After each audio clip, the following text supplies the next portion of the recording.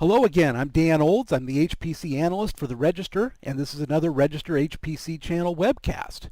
In about 3 weeks, just a little over, the HPC world is going to gather again in Seattle, this time in Seattle, for Supercomputing 2011, SC11, which is the biggest supercomputing event in this world or probably any other.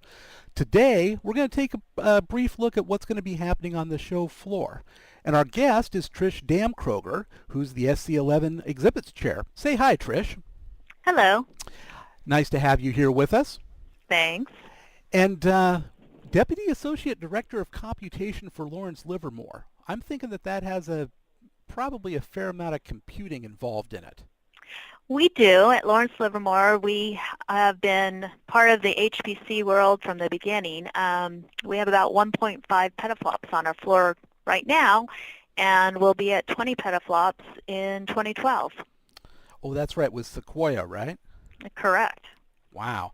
And you've also been around a while. Your first SC event was in 1997?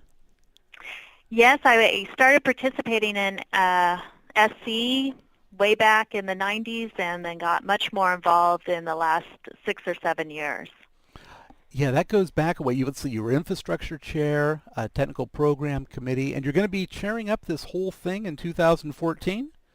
Right, that's the scary part. So we'll be back in New Orleans, and I will be chairing the event. That's going to be interesting, isn't it? It will be. Any big Scary plans? too. Any big plans you want to give us a hint about? You want to talk about anything that's undercover? Release anything early? Nope, it's going to be a fabulous SC, obviously, but I'm just going to keep it all to myself right now. Well, you were saying when we were talking before that, at that first show, there's someone in your organization that's been to all of them, but back then the committee was what? A handful of people? 20, 30, 40, some small number. What is it now? So right now, when our mailing list to go to the full SC community would be about 500 participants. Those are the people that review papers and tutorials to the people that are worrying about the electricity on the show floor, so the whole gamut of people. Wow. That's going to be quite a bit to manage. Exactly. And plus you're going to have over 20 petaflops to manage at the same time. Well, luckily I have lots of help in both areas, so I'm sure it will be just fine. We'll go ahead and I would just plan on not sleeping in 2014. Yeah, I think 2013 too, unfortunately. Well, that's right, 2013. But you've got a year to bank some sleep away for that. There you go. Well, let's take a look at some of the history of the exhibits here. And we were, again, in the pre-call, you were saying that, back in the 90s, the early days of this, there were what, a small number, 15, 20 exhibitors total? Exactly, and we have definitely grown. This just shows our industry exhibitors. We're up to 195. Our philosophy is we like to obviously maintain the exhibitors we have, but we also want to introduce what's new out there to the participants, the attendees. So we're always happy to bring in some new exhibitors. And I appended on this slide that for 2011, that there are going to be an additional 135 research exhibitors, and that's one of the things that I like most about this show, and it's different from any other industry event in that you have the researchers there that are showing you what they're doing, and they're anxious to talk about it. And it ranges from people have been doing research for decades to freshly minted masters and PhD students. I agree. I think that the challenge with SC has always been to maintain that technical focus and how important our technical program is. And we like to show that on the exhibit floor also. So the research element of the exhibit floor is very important. And you can learn so much just from walking around and engaging in conversation with these people. Just some amazing things that they're doing.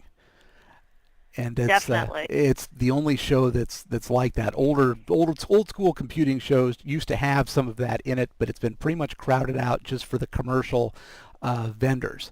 But this is the show that has kept that flavor, and it's great. I agree. I think that, and we also worry about how much space for each type of exhibitor, and we try to maintain a good portion of the show to be research to go along with the industry. I think they go hand in hand.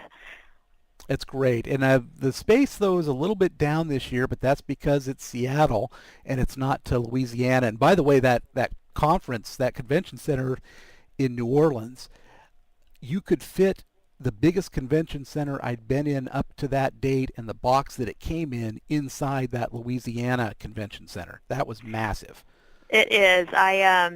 And going back, we're going to probably be in the same area that we were in 2010, and I know that I got a lot of good exercise walking through the exhibit space to get to our area. Well, walking through the other two conventions that were there Right. that we didn't even notice. But Seattle, we're going to have the whole facility, right? We are bursting from the seams in Seattle, which I think is pretty exciting because we usually, SC takes over the city, and we'll be doing that again in Seattle. We will be on both the 4th and 6th floor. So in 2005, most of the exhibit space was on the 4th floor in the convention center, and only a small portion was upstairs on the 6th floor, along with the keynote area. This year, we're taking the whole 6th floor and 4th floor to accommodate all the exhibits, the growth in the exhibits. Great. And that's the bullet here at the bottom. The exhibit portion has just grown and grown and grown over the years. It has grown, and I think it's more than that. Sorry. Oh, go ahead. It's even changed in just how the exhibitors come to the show and what's expected from the exhibitors. The thing that I've liked is now we're seeing more application of HPC on the show. I know I loved last year when they showed how the helmets are designed using HPC and to protect the football players and other players that use helmets.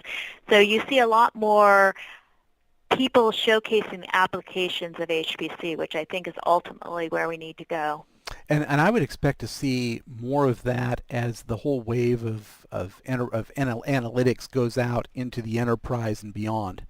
A lot more data intensive type things that are maybe a bit more graspable to the lay people out there. I agree. In fact, the thrust for SC11 is data-intensive computing, and so you're going to see that theme or thrust throughout SC11 this year. Well, flipping over to the next slide, kind of some interesting sponsors here, and there's a huge list of sponsors, and of course the people that are buying booths are sponsoring this as well. But a couple of names that people might not associate with HPC or with supercomputing, but with Bank of America and Procter & Gamble.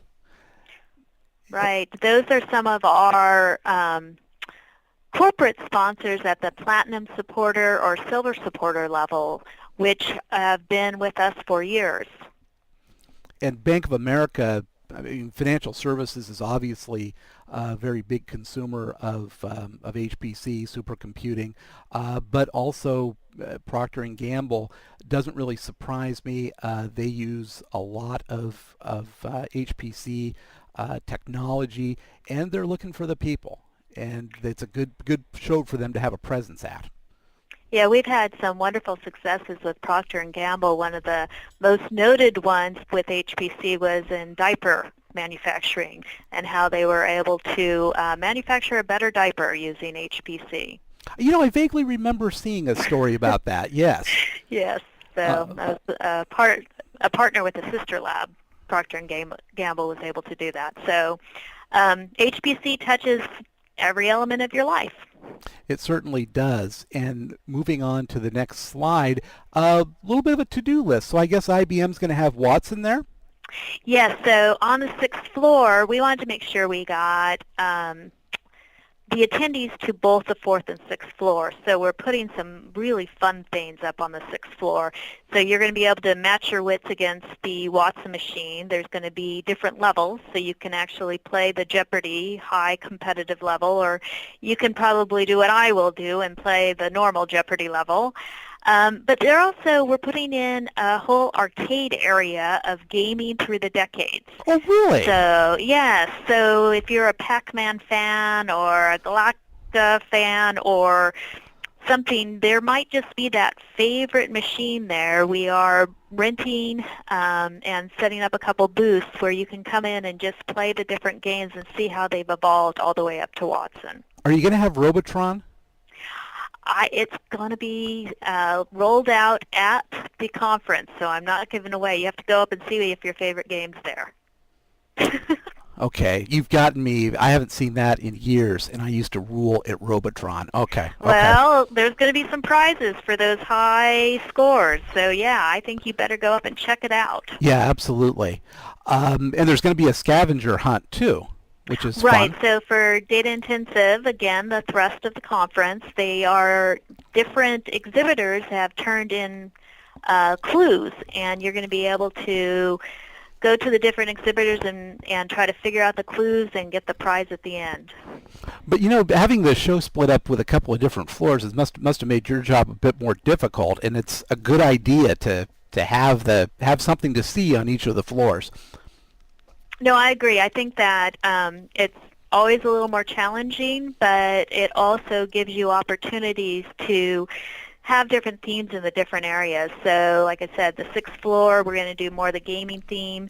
And we're also going to have coffee and afternoon snacks up there. So if the draw of like warm cookies is something that would help you make your way up to the sixth floor, it might be worth it one of the afternoons. It certainly would, absolutely. And so hitting this last slide here, lots of links here for more information. What are we expecting for attendance this year? Probably, I don't know, I would guess 12,000, 11,000? I know that we are already up. So we beat all the numbers for 10 for early registration, so I can only imagine. Like I said, we are going to fill Seattle, and I think it's going to be a great conference across the board. And will there be plenty of ways that people can participate online? Of course, and you see a number of these links will take you right to where all the action will be. Okay, and some of the sessions will be online again like they were last year and in years past, I assume? They will, and and we'll be also recording a number of the sessions, and you'll be able to see those at later times too. And I know for anyone out there, if you're interested in the student cluster competition, that's going to be happening. I'm going to have a bunch of team profiles going up in the next couple of days, but I'll be covering that with blogs and with videos, and plus wandering around the show and taking it all in. This is going to be great. Excellent. Well, that's going to also be on the sixth floor right outside of the exhibit hall. Very good. So they can get the full pressure of having people watch them while they do this. Exactly. I like that. No one's taken me up, and maybe for 2014 for the show that you're in charge of, what I want to do with the student cluster competition is suspend them on platforms up above the hall. Oh boy. Just to throw a little bit more pressure in there. They don't get to come down until they complete LINPAC, until they post a big LINPAC. Really? Yeah. What do you think? I'm going to have to think about that one. Being the infrastructure chair at this conference in the past, I know some of the challenge that will create. Just engineering. That's just engineering, and we can solve engineering. But put me on the committee. I've got some great wrinkles for some of this stuff. Okay, I'll think about that. Well, thank you for taking the time. This has been great, Trish. Really appreciate it. My pleasure. Anything else you want to tell everybody out there? Nope, just come to SC. Great. Thank you very much. Talk to you soon. Thanks. Bye. Bye.